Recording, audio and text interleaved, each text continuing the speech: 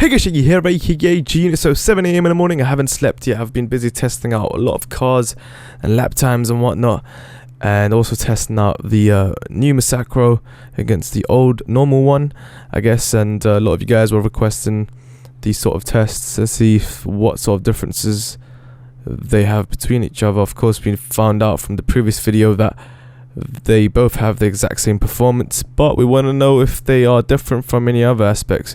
So handling wise is certainly different, and from this comment here, the race versions are probably lighter. That could be the case, and someone else stated this is GTA 5, not 4, so I doubt it. But you know, I'm not sure if this was intentional, but let's get right into the footage anyway. Now personally for me, right off the bat, when I started using the Massacro race car, I did about 15 laps straight, and then right after that I tested the normal version, and immediately I felt a difference right off the bat. You know, just from the first corner I could just feel that the normal Massacro feels more heavier, it feels more stiff, tends to sort of just, you know, wants to understeer more, like how we sort of know the normal Massacro to be, whereas the race car version on the other hand tends to oversteer more, and it feels much more responsive around corners. So you're basically rewarded for taking risks, whereas with the normal Massacro you're forced to stop and start with the brakes, because you know there's only one option available through the exits and you're gonna understeer. But with the Massacro race car version, it feels so much more responsive around the corners, and you can just sort of tell from the way I'm taking these corners, the braking points are slightly different as well. You have to brake earlier with the normal version, whereas the Massacro you can slightly brake later and sort of get yourself a reward of a nice exit as well, and it's much smoother. So of course we know the performance is exactly the same, but for some reason they've tweaked the handling with the race car version. Not sure where it comes from. This could even be a mistake by Rox, but then again it kind of makes sense because it's a race car version, you'd expect it to be better than a normal version. But also at the same time, this could cause some sort of controversy as to why they've only chosen the Massacro and the Jester over other cars when it comes to changing performance and tweaking certain parts and aspects of the car, which is crucial for smoothness and preference and of course racing. Now essentially what they've done, you could basically complain or say that, oh, they've been lazy. They've pretty much just copied and pasted a car to excuse the fact that, okay, it's got livery, you know, it looks nice with the sponsors and whatnot, but technically, right, you could say they're being lazy because they could have just brought out 2 new sports cars with this sort of performance and handling, right, from the Jester and what we've seen from the Massacro. But on the other hand, they sort of copied and pasted and added a sort of complete new body painting over the top with the sponsors, with the liveries, and simply said, you know what, we're gonna keep the Massacro's performance same, but we're gonna tweak the handling.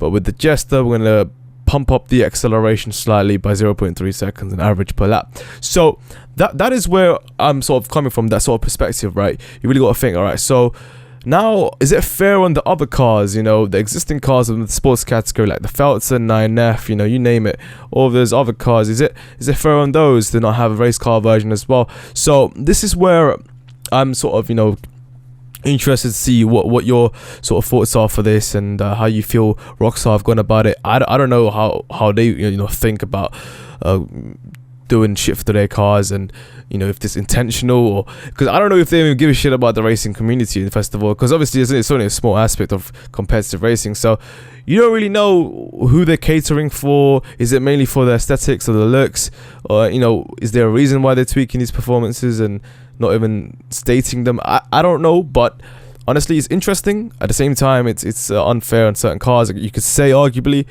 Now, is there even a point in purchasing a normal Jester over the, you know, the race car version, because the race car version is clearly better per laps and whatnot? And also, generally speaking, the race car version of the Massacro feels more comfortable around a racetrack than the normal version. You know, you have more options available with the turning circle and the responsiveness of the car over the stiff version, of the normal version, although the performance is the same. But then again, it completely comes down to your driving style. You know, if you're sort of that person that prefers stop and start go sort of thing, then go ahead and use a normal Massacro.